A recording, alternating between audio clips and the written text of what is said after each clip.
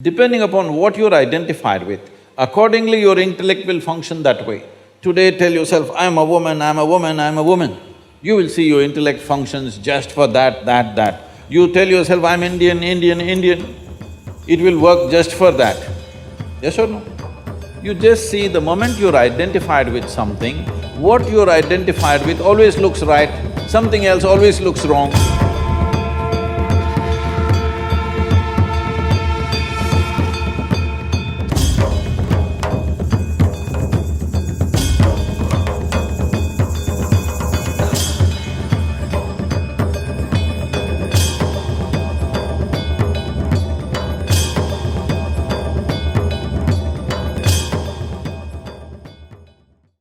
How do we become more inclusive of diversity in the society? For instance, the northeast of India, if you see, it's completely ignored. It's a fragment, it's been pushed out of this country. I mean, a lot of people, they don't even know what the 7 states of northeast are, or how the people are, or what their identity is. So how can we, as the youth, or all of us, change this? How do we become more inclusive? Because if you see, ignorance eventually leads to intolerance and communal problems and violence. So how do we become more inclusive of diversity today? Can I tell you a joke? Are you okay? Can I? Some of you because some of you are looking so serious, I'm seeking permission. Joshua Goldberg was a Vietnam veteran in America, in New York City. One day, he ordered for pizza and a Chinese boy came to deliver the pizza. He took the pizza, paid him the money and punched him in the face. So the boy fell down backwards. Then he got up with a bloody nose and he said, "Why did you do that?" He said, "That's for Vietnam." He said, "I am not Vietnamese, I'm Chinese."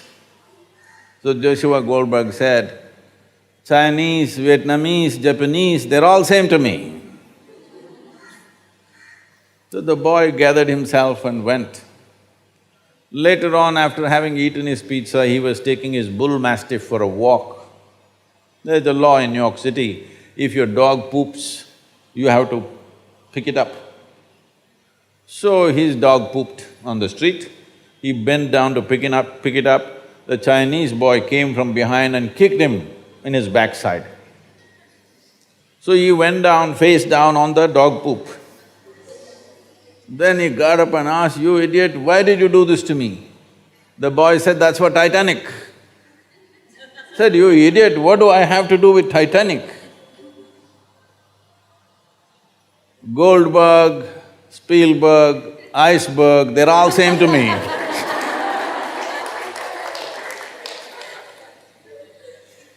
So, every difference that we have, you and me look different, we are not able to enjoy the difference. We make every difference into a discriminatory process. Unfortunately, this has become the way of the world. Race, religion, nationality, ethnicity, you name it. If there's nothing else, we'll find something which doesn't exist. Goldsmith, blacksmith, all kinds of distinctions, endless. What is the solution? See, when we sit here, this is my body, that's your body. No way to mix these two things up. That is yours, this is mine. That's one kind, this is another kind. This is my mind, that's your mind. No way to mix it up. This is one kind, that's another kind. If you're identified only with your body, you will naturally always look at me as something different. If you're identified with your thought process, you'll always see me as something very different. But there is no such thing as my life and your life. This life is same. This body can never be the same. This mind will never be the same. But this is a living cosmos. I captured this much life, you captured that much life, that's all. It's like, did you girls blow soap bubbles when you were younger or you still do? You still blowing bubbles? Now, if you blew your bubble came this big, my bubble came this big. Oh, big bubble, small bubble, but poop, it went. Now we are not saying this is my air, this is your air, isn't it? Yes or no? Fundamental life process, the identity with fundamental life process has not happened. We've gotten identified with the surface. The moment you identified with your body, you are a female, I'm a male. Gender is acting like two separate species in the world right now. Yes? Gender, badly people need each other, in spite of that they're acting like they're separate species. Every small thing that is said, boom, it blows up because we are too much identified either with our body or with our thought process, our beliefs, ideologies. What we need is a deeper identity. Can I take a couple of minutes? In yoga, we look at human mind as 16 parts. We can make this into 4 categories. These 4 dimensions of mind are referred to as buddhi, ahankara, manas and chitta. Buddhi means the intellect. Your intellect, do you want it sharp or dull? You must choose right now, I'm going to bless you. Sharp. So it's a cutting instrument. It's like a knife. Knife should be used for certain things only. If you use knife to do everything, then none of you girls are like this, I'm just looking for one of you. If you suppose use a knife to stitch a cloth, it'll be in tatters. Sometimes I'm wondering these days, your denims, maybe you're using a knife to stitch. And not you, you're good.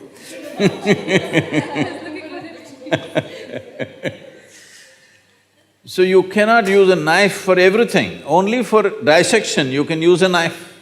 You cannot use a knife for everything. Right now, our education systems have become such, they're purely intellectual. The other dimensions of human intelligence are not even explored. Everything is intellectual. So all we are doing is dissect things, dissect things, dissect things. With this we will know certain things. Suppose I really want to know you, shall I dissect you? If I dissect you, I will know the condition of your heart, liver, kidney, spleen, everything, but you will be gone. Maybe by embracing you, I may know you, but by dissecting you, I will not know you, isn't it?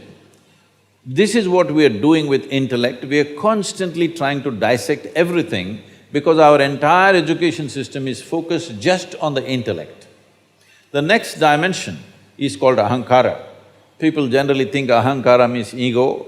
No, ahankara means identity. Depending upon what you're identified with, accordingly your intellect will function that way. Today tell yourself, I'm a woman, I'm a woman, I'm a woman. You will see your intellect functions just for that. You tell yourself, I'm Indian, it will work just for that. Yes or no? You just see the moment you're identified with something, what you're identified with always looks right, something else always looks wrong, isn't it? So this is the nature of the intellect. What is the identity? Accordingly it functions. So in this culture, we had a system, before we start education for a child, first thing is, he must say, aham brahmasmi. This means, my identity is with the universe. You must establish a larger identity before you empower somebody with education, because education is empowerment.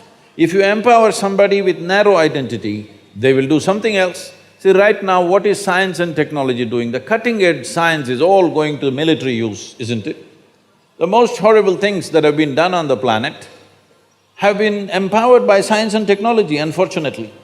The greatest gifts that we have turned against us simply because of our small identity. I am India or I am Pakistan, I am this or that, endlessly it is going on. It is just a narrow identity which makes a human being absolutely dangerous. You can call it crime, you can call it evil, you can call it genocide. Essentially, it's limited identity, isn't it? So one fundamental thing that we need to do in our education systems is that everybody has a limitless identity. Identify at least with the world, if not with the universe. If you cannot conceptualize a universe, at least your identity is global. Now the next dimension of the mind is called as manas. If you want to continue that knife ideology or analogy, knife is there, ahankara is the hand that holds it. It is the hand that holds the knife which determines whether this knife is going to save a life or take a life, isn't it so? It is not the knife which is dangerous. Every day knife is saving more lives than taking lives, isn't it so? Knives are saving lives, but in the wrong hand, it will take a life. So the hand has to be tempered, the hand has to be studied. Nothing wrong with the knife, the sharper it is, the better it is. Knife should be sharp or no? Knife should be as sharp as possible. It is the hand that holds it which makes the difference. Now this hand is connected to what is called as manas, which is a silo of memory. See, right now, you call this my body, but this is just a silo of memory. There is evolutionary memory, there is genetic memory, there is karmic memory, there's articulate and inarticulate levels of memory, conscious and unconscious levels of memory. Like this, there are many dimensions of memory. Do you remember how your great-grandmother 10 generations ago looked like? No, but her nose is sitting on your face right now. Shatakshi, I got the name right for you? Yes. See? Her nose is sitting on your face or no? Definitely. Your skin remembers the skin tone of your forefathers 1,000,000 years ago, yes or no?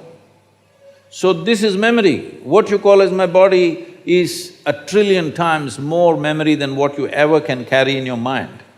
So this memory is important, and how it transmits itself into the intellect depends on the identity. How you identified, accordingly this memory will play.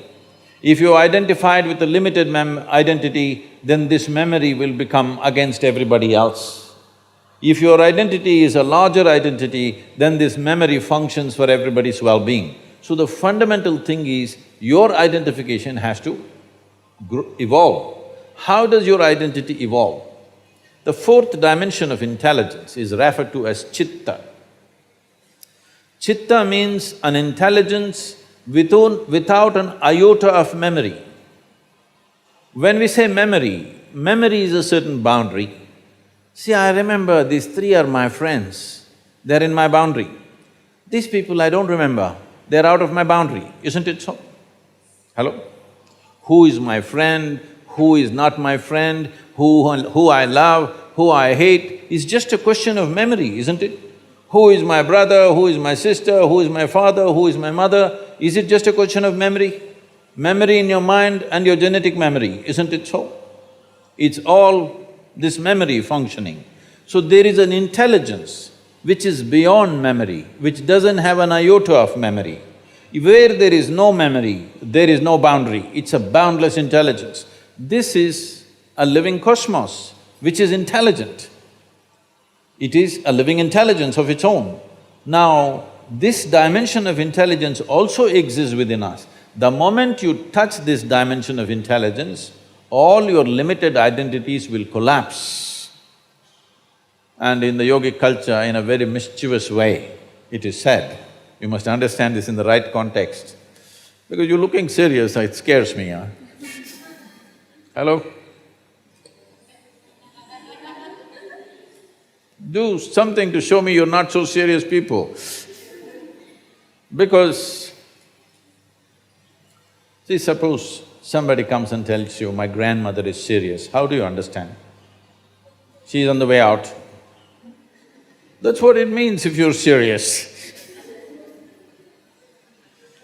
So in the yogic culture it is said, if you touch your chitta, if you touch an intelligence beyond memory, they say, God will become your slave.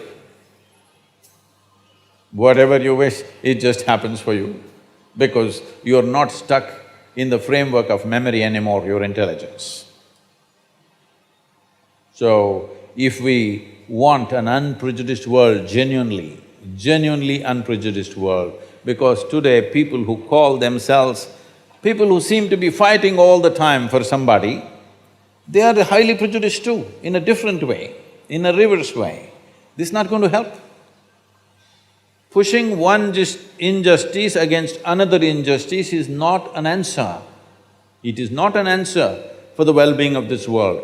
It is important that your experience of life is beyond the limitations of the boundaries of your memory, which means your body, your mind, your intellect. Beyond that, you have an experience. If your experience of life transcends the limitations of your physical nature, then we use this most corrupted word rather, a highly corrupted word called spirituality. This is what spirituality means. Spirituality doesn't mean looking up, looking down, going to heaven, no. Spiritual process means your experience of life has crossed the limitations of your physical nature. It's only because of physical body there is a clear-cut boundary between you and me, isn't it? Yes or no? Suppose you didn't have a body and I didn't have a body, we would be all over the place, isn't it? Yes or no? So, because of our identifications with physical forms, I am different, you are different. Now this difference slowly matures into discrimination. Sorry, did it answer your question?